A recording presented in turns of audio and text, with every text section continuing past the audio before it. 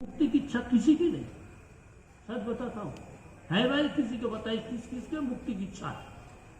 व्यक्ति अपना वृद्धावस्था हो गया, परिधान बदलना नहीं चाहते, खान पान बदलना नहीं चाहते, व्यक्ति घर को छोड़ करके कहीं 10 दिन साधना के लिए जाना नहीं चाहते हैं, योगाभ्यास करना नहीं चाहते, बताइए तो व्यक्ति मुक्ति की इच्छा किस प्रकार करेगा? आप ही बताइए, है वह नहीं?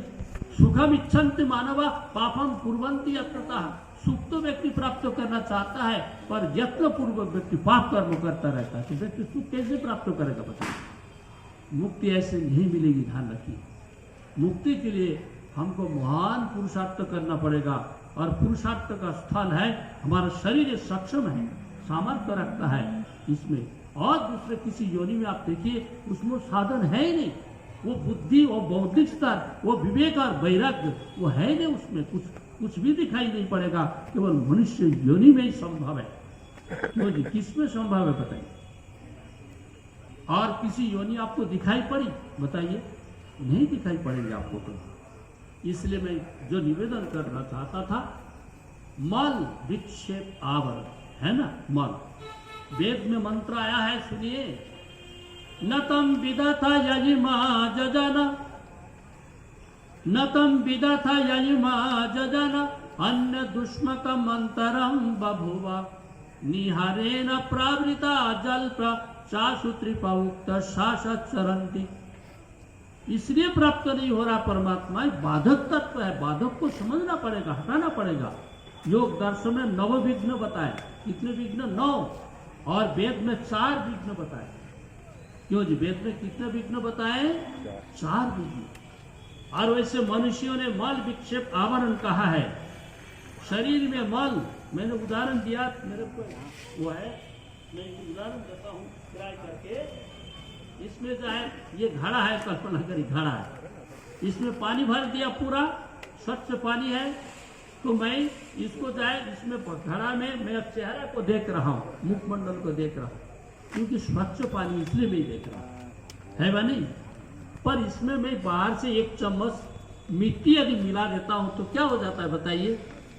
इसमें मल आ गया, तो फिर उसमें वो मलिनता आ गई, तो मेरा चेहरा दिखाई पड़ेगा? नहीं दिखाई पड़ेगा, मल आ गया इसमें। और मल भी नहीं आया, कल्पना की मिट्टी भी नहीं डाला मैंने क्या किया, उस घड़े को जो है चेहरा दिख रहा है, पर वो घड़ा को हिलाना आरंभ कर दिया, उसमें विक्षेप उत्पन्न कर दिया, उसमें चंचला तो उत्पन्न कर दिया, तो क्या मेरा चेहरा दिखाई पड़ेगा उसमें? हाँ जी, नहीं दिखाई पड़ेगा, क्योंकि उसमें विक्षेप आ गया। और फिर विक्षेप भी नहीं आया, मेरा चेहरा भी दिखाई पड़ा, किंतु मैंने क्या किया, इस ये घड़े पर एक आवरण डाल दिया, पर्दा डाल दिया, तो क्या मैं चेहरा को देख पाऊंगा? पता चला ये जो है मल विक्षेप आवरण के कारण, क्यों जी, जो है अब मेरा चेहरा दिखाई नहीं पड़ रहा है, तो मेरा जो खान पान आचार विचार अशुद्ध रहेगा, बताइए, मेरा मन जब चंचल से युक्त रहेगा, मन में लोकेशना वित्तेषणा कूट भरा रहेगा, चंचलता कभी रजोगुण कभी तमोगुण कभी ये गुण, ये आकर के जब मेरा घेरता रहेगा, और जब मेरा आत्मा, मेरी आत्मा में अविद्या से आच्छादित रहेगा, कुहारा से आच्छन्न रहेगा, तब बताइए मुझे क्या अपने स्वरूप का साक्षात्कार होगा? इसलिए तो कहा योगा चित्तवृत्ति निरोधा। हे मनुष्य, तुम योगाभ्यास करो, चित्त वृत्तियों को निरोध करो। बाहर के जितने भी तुम वैषयिक विषय, उससे चित्त को रोको, रोक करके चित्त को अंतर्मुखी ले जाओ, तब परमात्मा का, आत्मा का स्वरूप साक्षात्कार होगा। और आत्मा का स्वरूप साक्षात्कार होने पर परमात्मा का साक्षात्कार हो जाएगा, है वह नहीं? इसलिए ये सब प्रक्रिया है। इसलिए इन प्रक्रियाओं को करने के लिए हमको जैसे यम, नियम, आसन, प्राणायाम, प्रत्याहार, धारणा, ध्यान, समाधि, ध्यान रखिए, ये प्रक्रिया आपको लेना ही पड़ेगा। कारण क्या है? अंधकार, कल्पना करिए घर बड़ा अंधकार से परिपूर्ण है, आच्छादित है। उस घर में यदि प्रकाश लाना है तो क्या करना पड़ेगा बताइए? यदि अंधकार को भगाने के लिए क्या करेंगे? सुंदर हारमोनियम वादक को लेकर, ढोलक वादक को लेकर वहां पर गाना आरंभ कर दिया, अंधकार भागेगा नहीं। भागेगा क्या बताइए? नहीं भागेगा। बंदूक की गोली चलाते रहिए फटाफट, तब भी आपको अंधकार भागने का है नहीं। किससे भागेगा बताइए? दीपक जलन से। उस नियत कारण तदुचित ध्वंस, नियत कारण, निश्चित कारण है। कितना भी अंधकार पड़ा हुआ हो, यदि उसमें प्रकाश प्रज्वलित करते हैं, अंधकार तत्काल भाग जाता है। ऐसे ही जन्म जन्मांतर का जो कुसंस्कार अंधकार पड़ा हुआ है, उस आत्मा में यदि हम ज्ञान की ज्योति जलाएंगे, विवेक की ज्योति जलाएंगे, तो निश्चित रूप से वहां पर प्रकाश होगा या नहीं? प्रदीपवत प्रकाश होने पर जो वस्तु जैसी है वो वस्तु उसी प्रकार दिखाई पड़ेगा। प्रकाश का काम है जो वस्तु जैसी है उसी प्रकार दिखाना। ऐसा ही ज्ञान का, विवेक का काम है जो वस्तु जैसा है उसको उसी प्रकार दिखाना। हाँ जी, है को है के रूप में दिखाना, ना को ना के रूप में दिखाना, यही है ना विवेक का। इसलिए प्रत्येक व्यक्ति, मुझे एक दृष्टांत तो बीच में याद आ गया, मैंने कहीं पर पढ़ा था।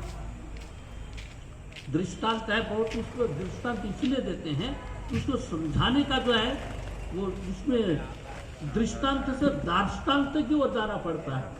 उस दृष्टांतों को किसने दिया जा रहा है तो बताते एक इंजीनियर के जो है, इंजीनियर थे, उनकी एक जो काली कुरूपा जो बेढंगी कन्या थी और वो युवती अवस्था को प्राप्त हो गई। अब उसको विवाह करना चाहते, जानते हैं किसी के घर में युवती कन्या हो जाए तो क्या होगा बताइए?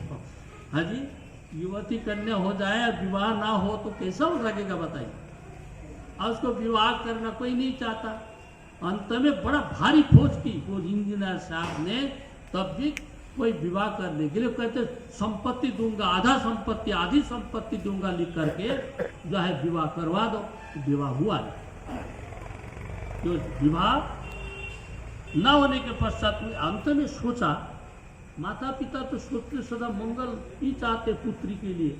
उन्होंने क्या कि एक अंधा व्यक्ति जो है, एक सुंदर अंधा नवयुवक से उनका विवाह करवाया। तो अंधा व्यक्ति को कुरूप क्या है, स्वरूप क्या है, उनका बेढंगी क्या है, काला क्या, कुछ पता नहीं। वो विवाह गृहस्थाश्रम चलने लगा। अंत में क्या किया, एक बात इंजीनियर साहब का एक शल्य चिकित्सक, जो नेत्र चिकित्सक एक मित्र थे, एक बार उनके मित्र आए घर में, आकर कहते मित्र आपका जामाता तो बहुत सुंदर है और यह है तो अंधा, इसको क्या मैं शल्य चिकित्सा करके नेत्र प्रदान करूं? तब इंजीनियर साहब ने कहा नहीं वैसे रहने दीजिए इसको। पर क्या बात है? तो जब तक ये अंधा है ना, जब तक है वो उसका ऑपरेशन होने पर वो हमारी कन्या का यथार्थ स्वरूप उनके सामने आएगा और वो भाग करके चला जाएगा। इसलिए इसी प्रकार रहने दीजिए, ये चीज इसी प्रकार रहने, क्योंकि जिस दिन उनको नेत्र दृष्टि प्राप्त हो जाएगी ना, तो मेरे कन्या की जो बेढंगीपन है और काली है, कुरूपा है, उसको स्वरूप सामने आएगा, उस दिन वो छोड़ करके चले जाएगी। इसलिए ऐसे रहने दीजिए। ये दृष्टांत के माध्यम से समझाने का प्रयास किया। हम लोग भी जब एक अंधे जैसे व्यक्ति बैठे कर प्रकृति से प्रेम कर रहे हैं, क्या प्रकृति से आप प्रेम किस लिए कर रहे हैं बताइए? अंधा है इसलिए हम लोग। जब कोई दिव्य दर्शी दृष्टा परमात्मा ब्रह्म दर्शी जो है वो आकर के जब हमारे नेत्र को ऑपरेशन कर देंगे, तो प्रकृति और पुरुष का स्वरूप का वास्तविक पता चलेगा कि मेरा विवाह किससे हुआ। तत्काल उसको छोड़ करके वो चला जाएगा। कहने का तात्पर्य, जब तक प्रकृति से प्रेम है और प्रकृति के प्रेम में व्यक्ति फंसा हुआ है, क्यों जी, प्राकृतिक वस्तु के प्रेम से व्यक्ति बंधा हुआ है, स्वास्वामी संबंध है, ये वस्त्र से प्रेम है, वस्त्र से बंधा हुआ है, भवन से बंधे हुए हम सब, स्त्री पुत्र परिजन, इससे सब बंधे हुए है। क्यों जी, किससे बंधे हुए बताइए?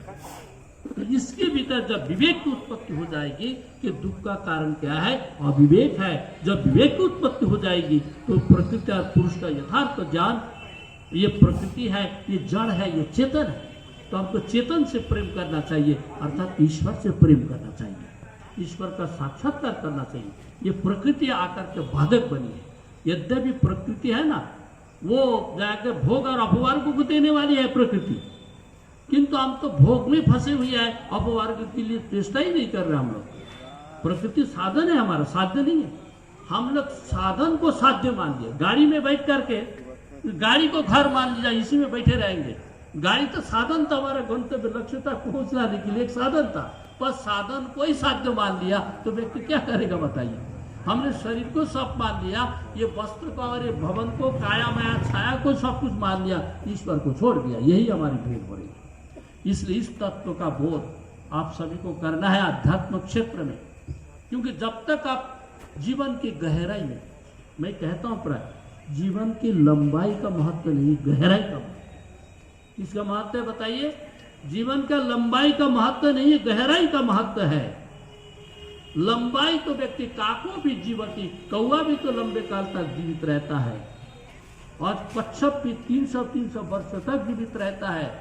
जीवित रहना ही केवल प्रमुख नहीं है, लंबाई के साथ जीना ही केवल महत्व नहीं है, गहराई के साथ जीना है।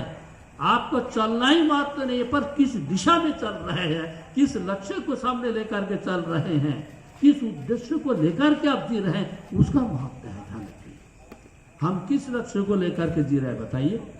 हमारे सामने कोई लक्ष्य विहीन हम चल रहे हैं, इसलिए जीवन का कोई ठोस लक्ष्य बनाइए, और उसके लिए निर्णयात्मक भूमिका आपको पालन करना पड़ेगा। निर्णय ले लीजिए कि मैं ये इस लक्ष्य पर चलूंगा, ये मेरा लक्ष्य है, और इसी लक्ष्य को प्राप्ति के लिए मैं साधन को जुटाऊंगा, और इस लक्ष्य की प्राप्ति के लिए आजीवन में चेष्टा करते रहूंगा। जब व्यक्ति को लक्ष्य निर्धारित हो जाता है तो व्यक्तिगत जीवन भी सुव्यवस्थित हो जाता है। व्यक्ति जब उठपटांग तभी व्यक्ति जीवन जीता है जब व्यक्ति के सामने कोई लक्ष्य नहीं होता है। लक्ष्य विहीन व्यक्ति